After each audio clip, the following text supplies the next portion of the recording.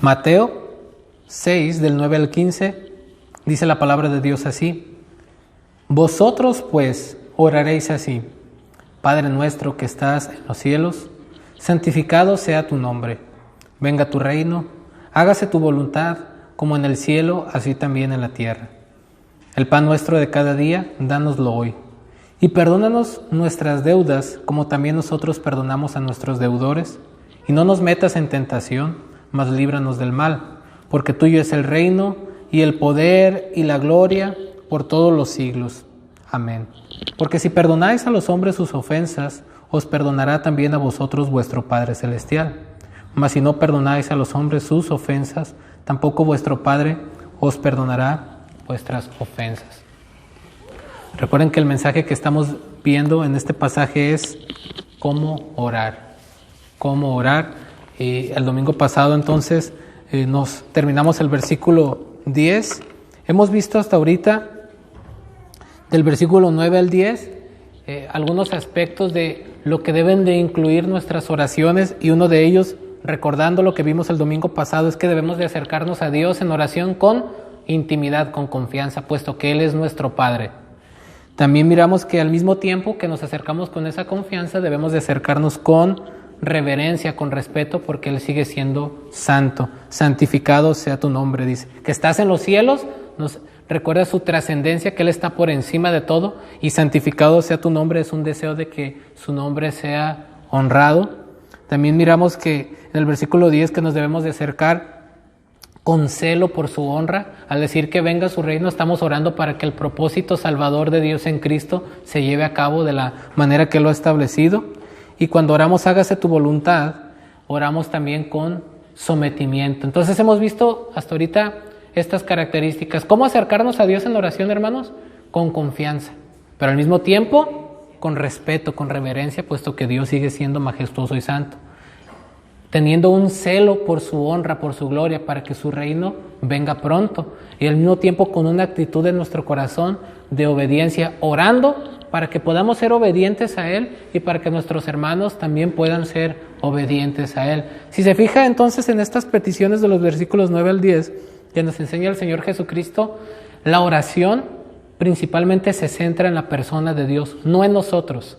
¿Se da cuenta de esto? Comienza con Dios, comienza hablando de nuestra relación con Él, su posición, su santidad, su propósito, su voluntad, su reino. Todo comienza en Dios. Por ejemplo, cuando oramos, no comenzamos orando: Señor, dame este carro que te pedí, y todos nosotros enfocados en nosotros. Nosotros no somos el centro. El centro de la oración debe de ser Dios. Pero eso no significa que nosotros no tengamos nada que ver con la oración y que nuestras necesidades queden excluidas. Mientras que nuestra oración está centrada principalmente en la persona de Dios, al mismo tiempo también, puesto que somos nosotros quienes estamos orando, también la oración nos debe de incluir a nosotros en nuestras necesidades. Y en los versículos que siguen, el Señor, de una manera como en resumen, expresa todas las necesidades del creyente, del ser humano, que podemos expresarle a Dios. Y vamos a ver entonces que todo esto podemos resumirlo como el último punto, como dependencia. Dependemos de Dios en el sentido físico, el pan de cada día, y en el sentido espiritual, el perdón de pecados y la protección moral que Él nos brinda a través de librarnos de la tentación. Y vemos la provisión física a través de todo lo que Él nos da para subsistir en este mundo, nuestro cuerpo, y vemos también su provisión espiritual en relación a Él, en nuestra relación con Dios, a través del perdón de pecados, y en nuestra relación con el prójimo, a través de que Dios nos dice que perdonemos a los demás para que Dios pueda perdonarnos a nosotros. Entonces, si se fija, aquí lo que el Señor va a hacer es como resumir en todo el ámbito de lo que nuestras peticiones se pueden resumir. ¿Qué es lo que necesitamos para vivir, hermanos? ¿Qué es lo que necesitamos para vivir a diario? Necesitamos comida, necesitamos vestido, necesitamos sustento, necesitamos un techo, una cobija, necesitamos medicamentos si estamos enfermos. Todo lo que necesitamos, todo lo físico, proviene de Dios. Y aunque Dios ya sabe lo que necesitamos, A Dios le glorifica que nosotros le pidamos y le agradezcamos por lo que Él nos da, porque eso demuestra una actitud de dependencia y de gratitud a Él. Es decir, que si esta semana tuve que comer, no fue porque yo fui muy inteligente, muy fuerte y por mi esfuerzo. ¿Quién me dio la fuerza para que pudiera trabajar? ¿Quién me proveyó para que me pudieran pagar? ¿Quién hizo que el mercado estuviera surtido para poder tomar lo que necesitaba para alimentar a mi familia? Todo lo hizo Dios.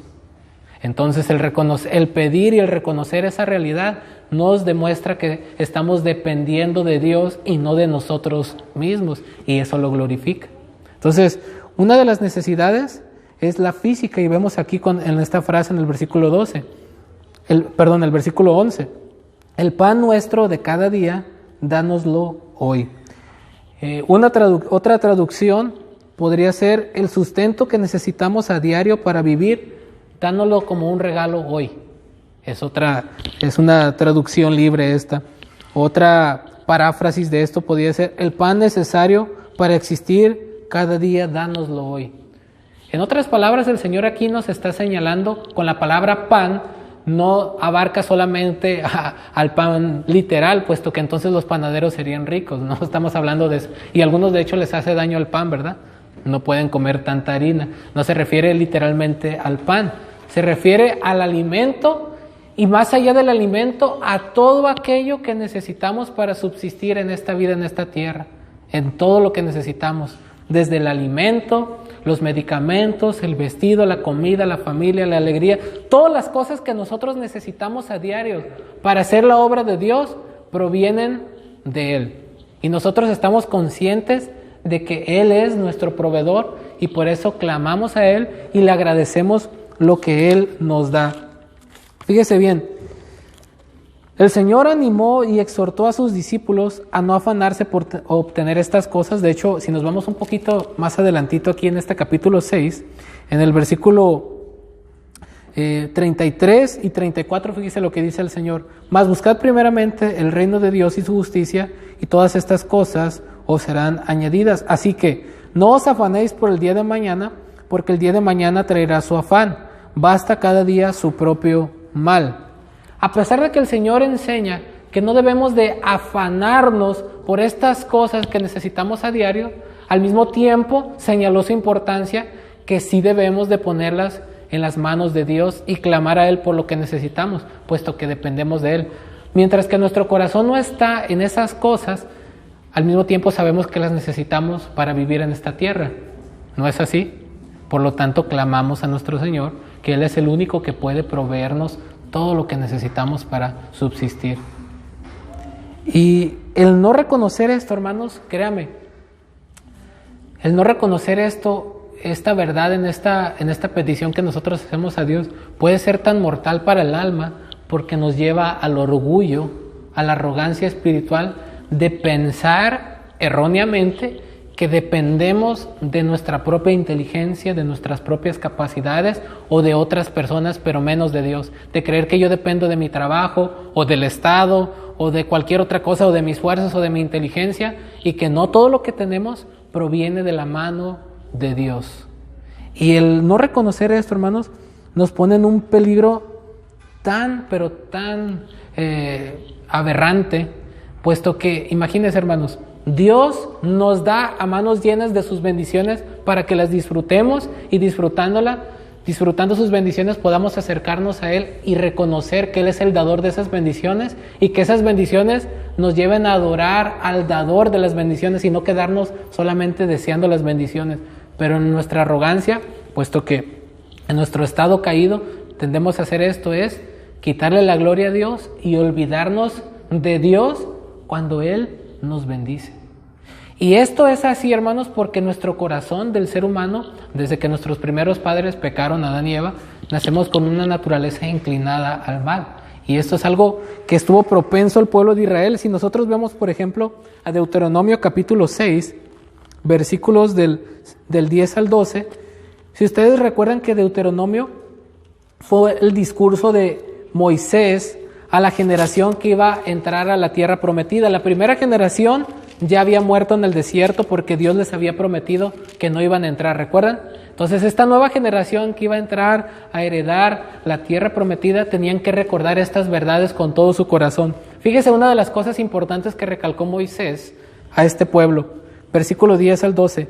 Cuando Jehová tu Dios te haya introducido en la tierra que juró a tus padres, Abraham, Isaac y Jacob, que te daría, en ciudades grandes y buenas que tú no edificaste, y casas llenas de todo bien que tú no llenaste, y cisternas cavadas que tú no cavaste, viñas y olivares que no plantaste, y luego que comas y te sacies, cuídate de no olvidarte de Jehová, que te sacó de la tierra de Egipto, de casa de servidumbre. Fíjese lo impactante de estas palabras. Y por si esto fuera poco, hermanos, en el capítulo 8, Dios reitera esta verdad con el pueblo y Moisés los vuelve a amonestar a no olvidarse de Dios por causa de las bendiciones que Dios mismo les daría. Fíjese lo que dice Moisés en Deuteronomio 8, del 11 en adelante. Cuídate de no olvidarte de Jehová tu Dios para cumplir sus mandamientos, sus decretos y sus estatutos que yo te ordeno hoy.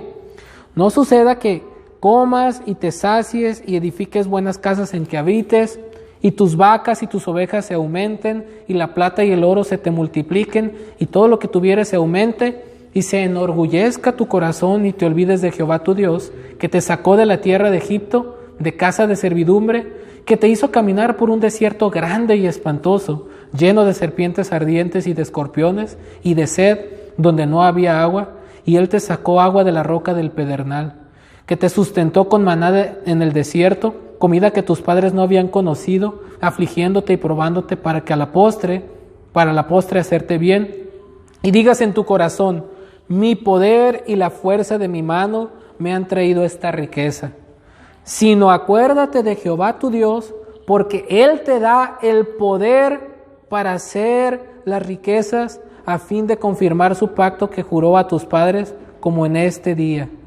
Mas si llegares a olvidarte de Jehová tu Dios y anduvieres en pos de dioses ajenos, y les sirvieres y a ellos te inclinares, yo lo afirmo hoy contra vosotros, que de cierto pereceréis, como las naciones que Jehová destruirá delante de vosotros, así pereceréis, por cuanto no habréis atendido la voz de Jehová vuestro Dios.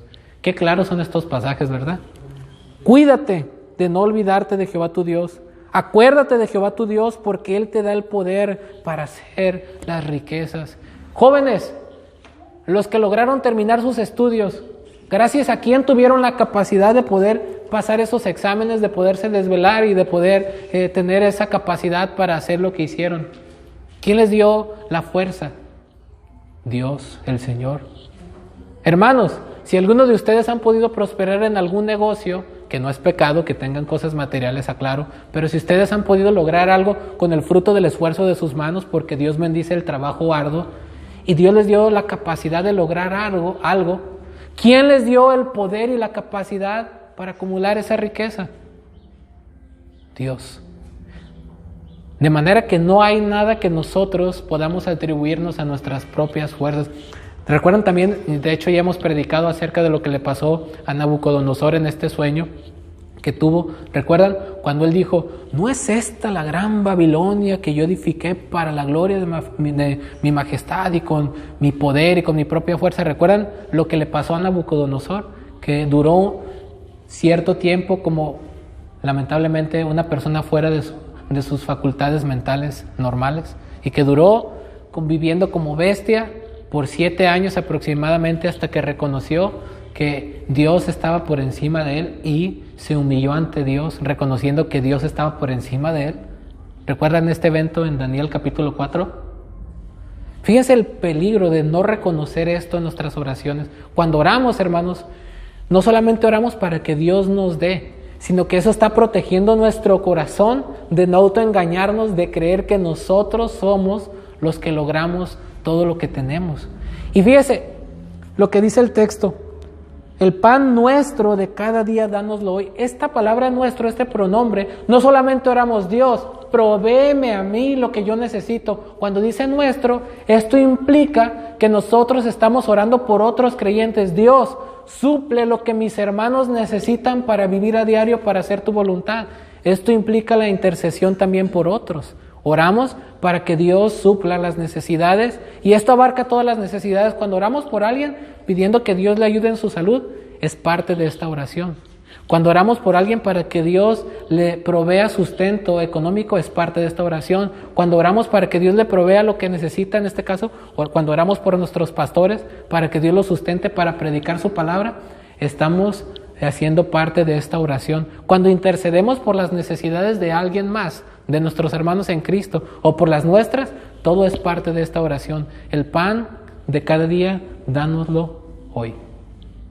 Todo queda abarcado en esta frase. Todo lo que necesitamos para vivir, para poder hacer tu voluntad en esta tierra, Señor, provéelo tú, que eres el único que lo puede proveer. Señor, lo que necesitan mis hermanos, las demás personas, provéelo tú, que eres el único que lo puede proveer. Y una vez que obtenemos lo que Dios nos bendice, entonces la oración de gratitud: Señor, gracias por proveer lo que mis hermanos necesitan para hacer tu voluntad. Señor, gracias por proveerme lo que necesito para hacer tu voluntad. Y obviamente está entremezclado aquí las acciones de gracias. Pero cuando oramos en el ámbito de las necesidades humanas, hermanos, en el ámbito físico de nuestras necesidades físicas, oramos por todas estas necesidades, tanto por nosotros como por otros, reconociendo que Dios es nuestro proveedor, nuestro sustentador, y cuando Dios nos provee, oramos de gratitud y reconociendo que Él fue quien nos proveyó de lo que necesitábamos y le proveyó de lo que necesitaban nuestros hermanos para subsistir. Tiene aplicaciones muy prácticas esto, hermanos. Note usted, cuando oramos por esto y usted puede ayudar a una persona, a un hermano o lo que sea, damos gracias a Dios porque Él fue el que proveyó. No fuimos nosotros. Él puso eso en nuestro corazón. Él tal vez nos dio los medios para ayudar, pero es Dios quien lo hizo y Él es quien merece la gloria, no nosotros. Cuando usted ayuda a un hermano, es una oración contestada que está abarcada en esta frase: el pan de cada día, dánoslo a todos los creyentes hoy, lo que necesitamos. Cuando usted ora por un hermano y otro hermano Dios pone en su corazón ayudarle en una necesidad, es Dios quien está contestando esa oración. De manera que cuando usted y yo podemos ayudar a alguien, jamás piense en su corazón: hoy qué bueno soy, mira lo que tuve y yo ayudé a esta persona. No, hermanos. Dios fue fiel en cumplir esta oración. Él lo hizo a través de nosotros, o lo pudo haber hecho a través de cualquier otra persona que Él hubiera querido, pero lo importante es que Dios lo hizo. Él es quien nos provee, porque Él es el único que puede hacerlo. Y la gloria tiene que ser para Él, no para nosotros, hermanos, si no, no tiene chiste. Si usted y yo vamos a ayudar a alguien creyendo que somos nosotros los que tenemos el mérito ahí, mejor no lo hagamos, porque eso no glorifica a Dios. Pero si usted y yo vamos a orar para que Dios provea las necesidades de nuestros hermanos, de nuestros semejantes, y vamos nosotros a ser partícipes de esa provisión, démosles la gloria solamente a Dios. Amén. Solo Él, hermanos, es nuestro proveedor, nuestro sustentador. Y pudiéramos ampliar mucho este punto, hermanos, pero por cuestión del tiempo necesito avanzar. Hay muchas cosas muy importantes aquí a tratar, pero en esencia hemos tratado lo que necesitamos, que Dios es el sustentador de todas nuestras necesidades físicas y debemos de orar para que Dios nos provea lo que necesitamos para vivir en esta tierra haciendo su voluntad, tanto a nosotros como por otros creyentes. El pan nuestro, es decir, de todos los creyentes. Ore por las necesidades de sus hermanos en Cristo, tanto como ora por las suyas. No seamos egoístas, egocéntricos. Otro aspecto de lo que vemos de nuestra dependencia a Dios es en la necesidad espiritual del perdón de nuestros pecados. Dice el versículo 12: y perdónanos nuestras deudas, como también nosotros perdonamos a nuestros deudores. Fíjese bien lo que está diciendo el Señor aquí. Y perdónanos nuestras deudas, como también nosotros perdonamos a nuestros deudores. La pregunta es, un momento aquí. ¿Nosotros perdonamos a los que nos deben? Fíjese lo que está, aquí el texto está presuponiendo que nosotros como cristianos estamos perdonando a nuestros ofensores, porque el amor de Dios está en nosotros. Perdónanos nuestras deudas. Fíjese que una de las necesidades espirituales primarias del ser humano, ¿sabe cuál es? el perdón de Dios. ¿Por qué razón? Porque constantemente estamos pecando. Y aunque seamos cristianos y tengamos una nueva naturaleza, el Espíritu Santo habita en nosotros, seamos nuevas criaturas, sigue morando en nosotros el pecado remanente, el cual tenemos que estar mortificando todos los días. Tenemos que estar luchando contra la carne. Todos los días tenemos que estar sometiendo al viejo hombre. Tenemos que estar matando al pecado remanente que todavía mora en nosotros. Y eso es a través de la oración, del alimento de la palabra de Dios, de congregarnos, de la consejería bíblica y de todo lo que hacemos en obediencia al Señor. Pero a diario hay un conflicto en el creyente contra el pecado. Queremos al mismo tiempo ser agradables a Dios y queremos honrarlo y glorificarlo con todo nuestro corazón, pero al mismo tiempo vemos que somos propensos a pecar porque seguimos luchando con nuestra naturaleza pecaminosa. Y esto va a ser así toda la vida hasta que estemos en su presencia. Tenemos que estar luchando contra el pecado siempre.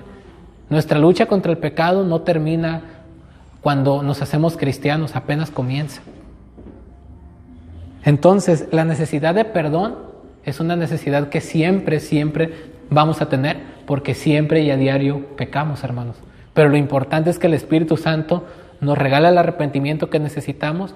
Podemos confesar nuestros pecados a Él y Él es fiel y justo para perdonarnos y limpiarnos de toda maldad.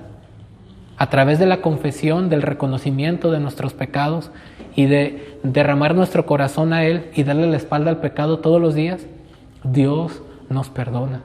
Ya no es un perdón definitivo como cuando el Señor nos justificó para salvación, pero es una limpieza continua en nuestra santificación progresiva, en nuestro proceso de ser más semejantes a Cristo. Es decir, en nuestra vida diaria como cristianos tenemos que ir siendo perfeccionados e ir siendo pulidos, porque seguimos lamentablemente luchando con nuestro pecado. Y es una necesidad importante, hermanos. No va a haber nunca que un cristiano podamos dejar de decir, perdona nuestras deudas. Siempre estamos en constante, lamentablemente, rebelión contra Dios. Tendemos a desviarnos con un pensamiento, con un enojo, con una actitud, con una palabra. En fin, usted me entenderá, ¿no? Yo creo que usted también es igual de pecador, igual que yo. Somos seres humanos, ¿no? Caídos, redimidos por la gracia, pero yo creo que entiende lo que estoy hablando, ¿no? A diario cuando se levanta, no creo que usted se levante con todo el ánimo del mundo, bien contento, alabando al Señor, y de repente ahí que el hijo dejó tirado algo ahí y diga, ¡ay, qué contento, qué contenta me puse, no me voy a enojar! Todos felices y contentos, que el esposo no dejó las chanclas donde debía o la pasta, y todos bien felices y nunca nos enojamos. En el trabajo, cuando de repente pasa algo ahí bien interesante, que nos calumnian, que vemos alguna injusticia, nos alegramos tanto y decimos, voy a actuar con una paz, con una paciencia, al cabo que soy cristiano, yo no me enojo. ¿Verdad que eso no existe? Hay una guerra dentro de nosotros, hermanos, y necesitamos constantemente el perdón de Dios para subsistir. Así como necesitamos el alimento para vivir a diario si no nos morimos, necesitamos el perdón a diario, el perdón de Dios, confesando nuestros pecados. Pero al mismo tiempo necesitamos estar perdonando a otros. Y lo interesante de este texto, hermanos, es ¿por qué usa la palabra deudas y no pecado? Usted se preguntará, ¿se refiere a deudas físicas, económicas? No, pero es una palabra que se usa en un sentido de que el pecado, hermanos, genera una deuda moral. Toda transgresión a Dios genera una deuda moral, porque toda la consecuencia del pecado conlleva un castigo, y al pecar contra Dios estamos acumulando una deuda moral, lo que implica un castigo. Entonces, al decir que Dios borre nuestra deuda, nuestros pecados, quiere decir que quite ese castigo que nosotros merecemos por esa deuda moral que estamos acumulando contra Él. Fíjese bien, el pecado genera una deuda ante Dios y su pago es castigo. ¿Qué dice Romanos 6:23? Porque la paga del pecado, ¿qué es? ¿Vida? No, ¿verdad? Muerte. Muerte tanto física como eterna, separación eterna de Dios. Eso es lo que el pecado merece. Incluso si nosotros leemos el capítulo 2 de Romanos, dice que la bondad de Dios es manifiesta a todos Y la gente que no se arrepiente y que es receptora de la bondad de Dios, dice que está acumulando ira para el día de la ira. Está acumulando y acumulando. Es como un peque ahora y pague después, ¿no? Acumulamos ira a crédito, por decirlo así. Toda la gente que no se arrepiente, hermanos, y no confiesa sus pecados, está acumulando ira. Pero cuando nosotros confesamos nuestros pecados, la sangre preciosa que derramó nuestro Señor Jesucristo en la cruz del Calvario alcanza a cubrir toda esa deuda moral. Su sangre preciosa nos ha lavado, limpiado y nos deja libres del castigo eterno. Esa es la preciosa buena nueva del Evangelio, hermanos, que a través de la sangre preciosa que fue derramada por nuestro Señor en la cruz, ya nosotros no vamos a pagar esa deuda por nuestra propia cuenta en el infierno eternamente, sino alguien más la ha pagado por nosotros al morir en la cruz y soportar la ira de Dios. Pero aún siendo justificados y habiendo ya pagado esa deuda eterna, puesto que seguimos luchando con el pecado, en la confesión implica que tenemos que seguir siendo purificados a diario. No es que estamos siendo salvados todos los días, somos salvos una vez. Pero en el proceso de nuestra salvación, en la santificación, necesitamos ir siendo purificados. Y en ese proceso, créanme hermanos, necesitamos que Dios nos perdone. ¿Cuántas veces no le fallamos, no? Y aún conociéndolo. Necesitamos de su perdón. Fíjese el comentario acertado que hace John Stott sobre esto. Dice él, el perdón es tan indispensable para la vida y la salud del alma como lo es el alimento para el cuerpo. Por eso la siguiente oración es: perdónanos nuestras deudas. El pecado se asemeja a una deuda porque merece ser castigado. Pero cuando Dios perdona el pecado, levanta el castigo, quita el cargo que había contra nosotros. Fin de la cita. Qué hermosa buena nueva, hermanos, que a través de la oración nosotros podemos ser reconciliados con nuestro Dios a través de Cristo. Y podemos tener paz cuando nos arrepentimos, confesamos nuestros pecados y confiamos en nuestro Redentor Jesucristo. Pero eso también implica lo que dice el texto: como también nosotros perdonamos a los que nos deben. Y aquí no voy a mencionarlo ahorita un poquito, porque voy a ahondar un poquito más en este punto cuando lleguemos al capítulo 14, que es la conclusión y la conexión de este versículo. Por eso voy a saltarme al que sigue, porque voy a explicar esto un poquito más adelante. Y otro aspecto de nuestra necesidad espiritual, que es aparte del perdón, hermanos, también necesitamos protección divina, protección moral en contra del pecado. No solamente necesitamos perdón, necesitamos también protección, puesto que reconocemos nuestra debilidad y fragilidad como seres humanos caídos, pecadores, aunque redimidos por gracia, pero reconocemos que no somos lo suficientemente fuertes y capaces para hacerle frente al pecado y salir ilesos. Necesitamos de la protección y de la ayuda de Dios. ¿No es así, hermanos? ¿Quién de ustedes puede decir, a ver, que se venga el enemigo, que se venga el pecado, yo le puedo hacer frente y no salir todo descuartizado? Eso es arrogancia, ¿verdad?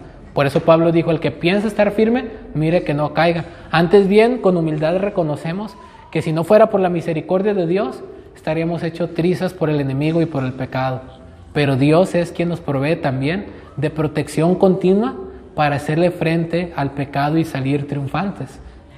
Dios nos provee del perdón, pero también de la gracia que necesitamos para hacerle frente al pecado. ¿No es una buena noticia esto, hermanos? Que Dios nos da todo lo que necesitamos. Y fíjese, en este sumario de lo que el Señor nos está enseñando de nuestras peticiones, oramos para que Dios nos perdone, pero fíjese, recuerde siempre el pronombre personal: perdona nuestras deudas, no dice perdona mis deudas. Oramos para que Dios nos perdone, pero oramos también para que Dios perdone el pecado de nuestros hermanos, y si hay algún pecado por el cual ellos no se han arrepentido, oramos para que Dios obre arrepentimiento.